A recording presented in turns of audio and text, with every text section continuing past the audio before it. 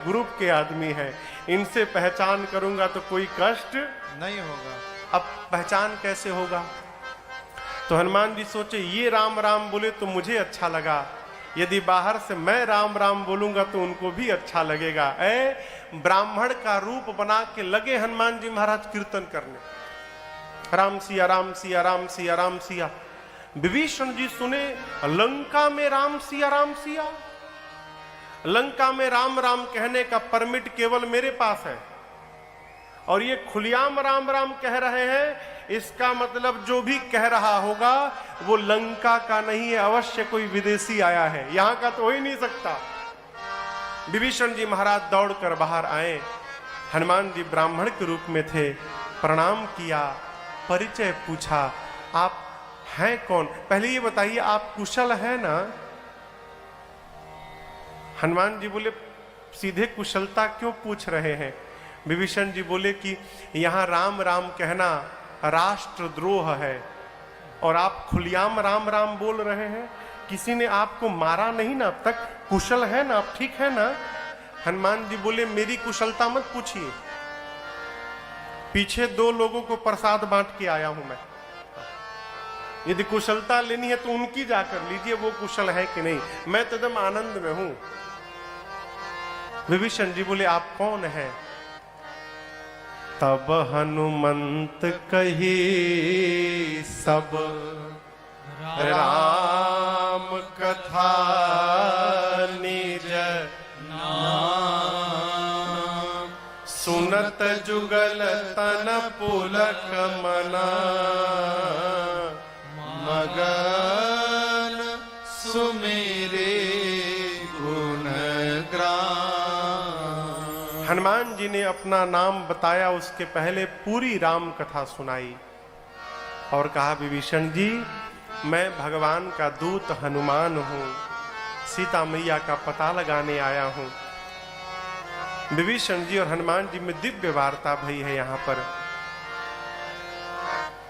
विभीषण जी के विश्वास को और दृढ़ता प्रदान कराया है। विभीषण जी बोले हनुमान जी से, हनुमान जी क्या कभी भगवान मेरे पर भी कृपा करेंगे? ये बात अच्छी नहीं है। भक्त को कभी अविश्वास में नहीं जीना चाहिए।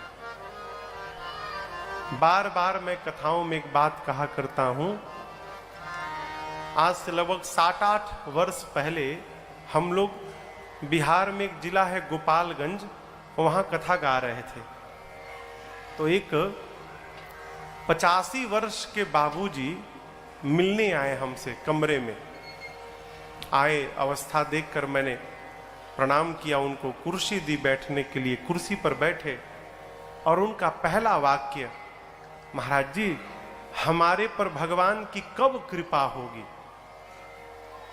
अब वो बोले तो मुझे हंसी आ गई। बोले हंसे क्यों महाराज आप? हमने बाबूजी आपकी उम्र कितनी है? बोले महाराज जी 85 रनिंग है।